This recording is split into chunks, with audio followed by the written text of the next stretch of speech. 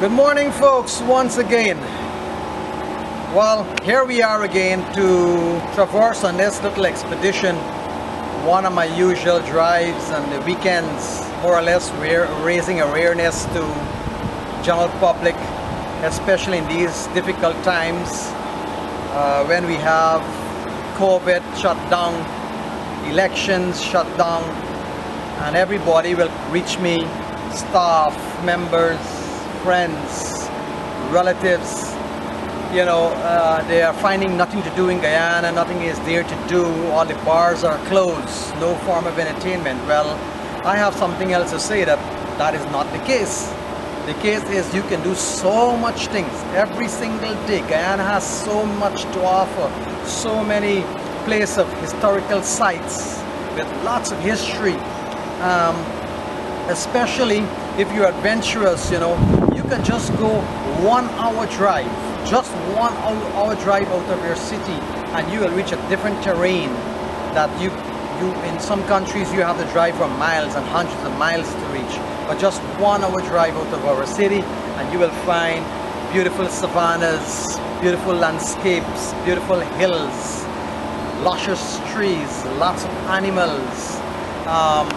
You can, you can see so many things, and this is one of our drive this morning, going to do this little, visiting a few communities while driving through this savannas. And when you guys see this, you will know it's so easy to do. And if you can't do it and you don't have the convenience, check us out, Canoe Tours, and we can arrange something very at a minimal cost. I didn't mention, if you notice, I have my camp here. We can set up our tent and overnight, some hiking. In the evening, you can see a lot of fox playing in the sun. You will see a lot of birds of different species. We'll be setting up our tent and we'll be hiking tonight. So that's another little adventurous stuff we have to offer, or you guys can come and do. So the idea of not having much to do, yes, there's a lot to do. So the stress level will definitely come down after you go on a one-day trip, a few hours drive through these savannas and visiting all these various lush sceneries.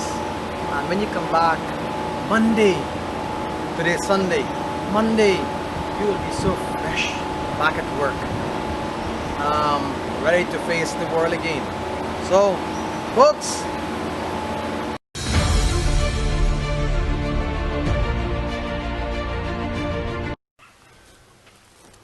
so on our way to Lulune, here we are in the midst of this savanna. This grows wild, it's a fruit. In Guyana we call it fat poke. I don't know what's the real name. I'll research it though to get the scientific name and the right name. But it's so sweet and succulent. I just come out, I will see what you call fat poke, awara. I'll see other wild fruits, and I will enjoy myself in these wonderful areas. So there you go.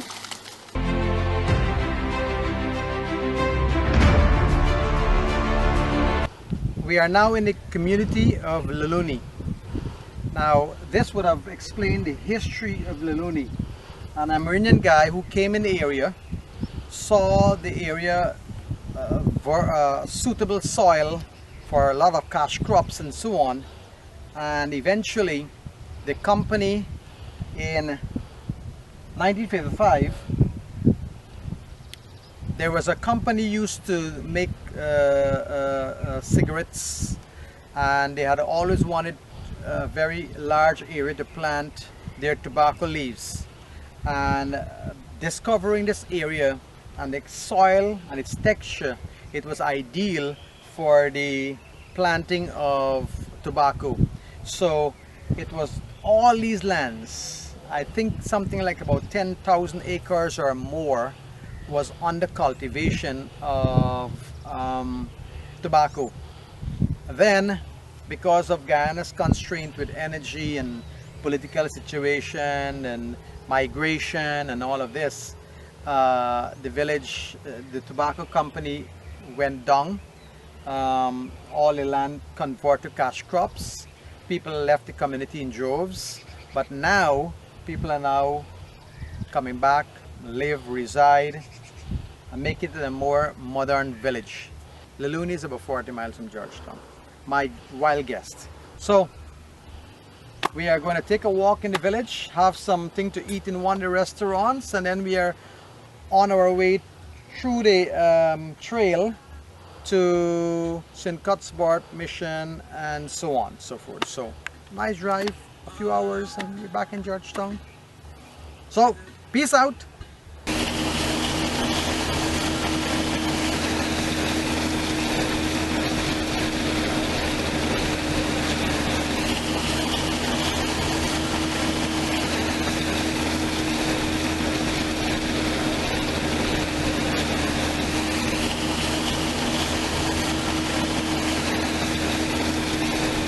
Let's see this trail through the Savannah, which is real Savannah.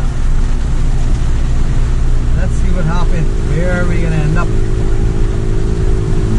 What are we doing, man? Driving all the time. Rain.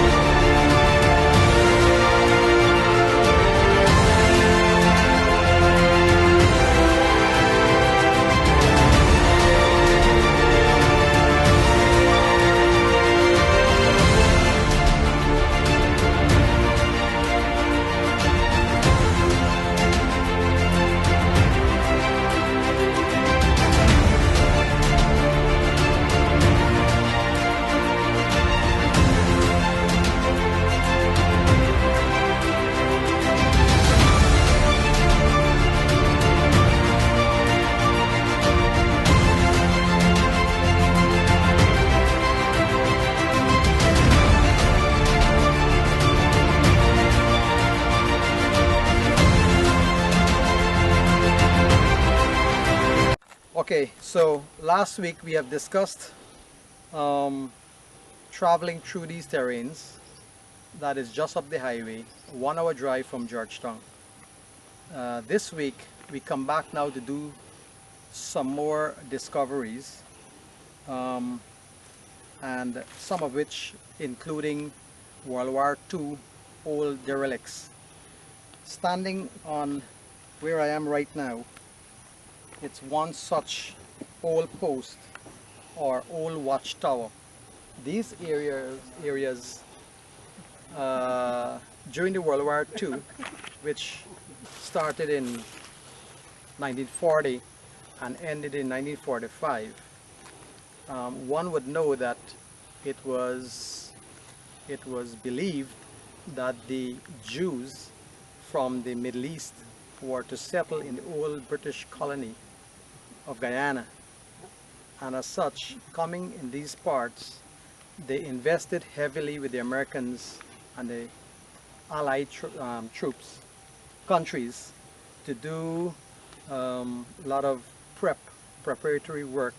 In the event that they come here, they have escape routes and so on. And this is one of the sites of, in the 40s, when the Americans would have built World War II watchtowers. They would have also have their tunnels, which we will probably see later on, some old cannons and so on. So this site here, we are standing here, but most of these they would have destroyed when the war was over. So, but still some remnants remaining, and this is one of it here. So we'll probably see more as we go on this evening.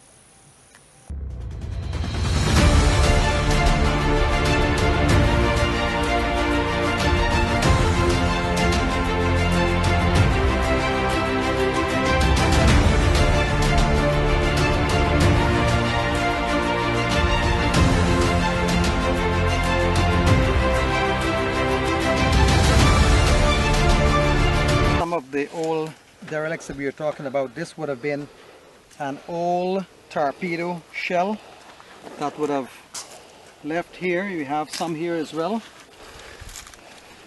and they are all torpedo shells that remain in these areas, probably never explode. You would find scattered in this entire area a lot of these stuff in with regards to the World War II program. Well, how you guys happen to know these things here? Well, the older folks in the area from hunting, you know, they follow animals throughout the area. So apparently they say, you know, from following the animals and stuff in the area, they discover a lot of these stuff. Things. You know. And because you live in the area, and you are one of these hikers, Bikers and hikers, Drive, right? Savannah Drive. Oh yes, Savannah Drive. So Savannah Drive. So discovering these things, they will tell you with it, and you will then look at it. So every year we go to different communities. They kind of they know that we are explorers and we're part of helping their communities into part of tourism. So if there's anything of interest, they bring it forward to us and, you know, help us to find the place and get it recognized. Right. Beautiful. So, and if you notice, this is a high area. It's a plain. It's high. It's a high flat plain, because as you look right the way around, the bush are lower. So they would have either take a hill and flatten it to put their stuff here, their barracks or their armory, and hide it in these areas. You just suggest that probably these were testing areas as well. Yes, from the older folks in the area, they say as youngsters walking through the savannas and stuff like the hunting and stuff, they would encounter a lot of stuff and old old parts, the remnants. So one fellow told me that he was part of an expedition team with guiding the army, but he never mentioned if it's the U.S. Army or the English or who else. They said the army people that used to be. And that would have been an old folk. An old folk. He died only the other day, Mr. Johnson. He was very acquainted with this area. How old was he when he died? I think he was 81 or 2. Right, so that would have been put you right in the 60 years ago. Yes. When the war. And he was pretty young. He said he was one of the 4 settlers in the area of Yarra-Cabra, Lulune area.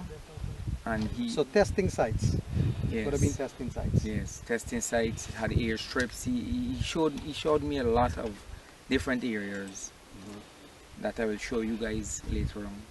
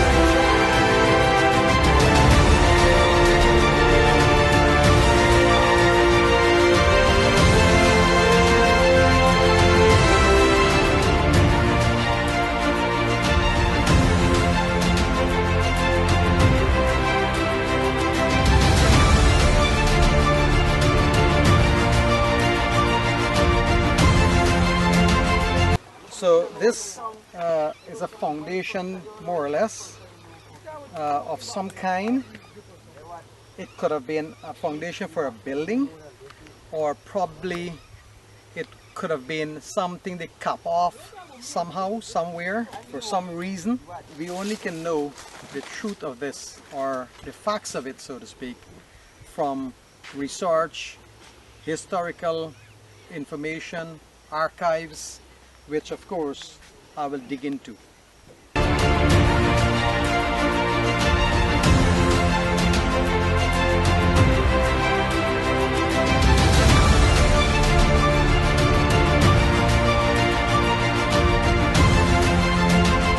So here again, this would have been a tunnel that they would have come out from one end, go through one end and end up all the way in wherever.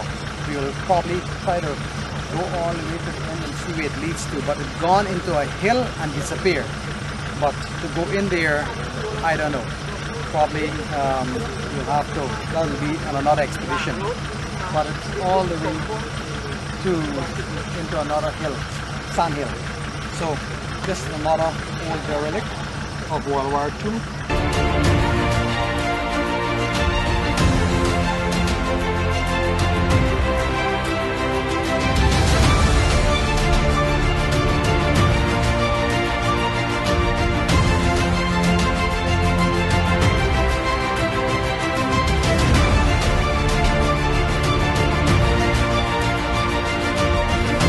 Again, World War II derelicts of all.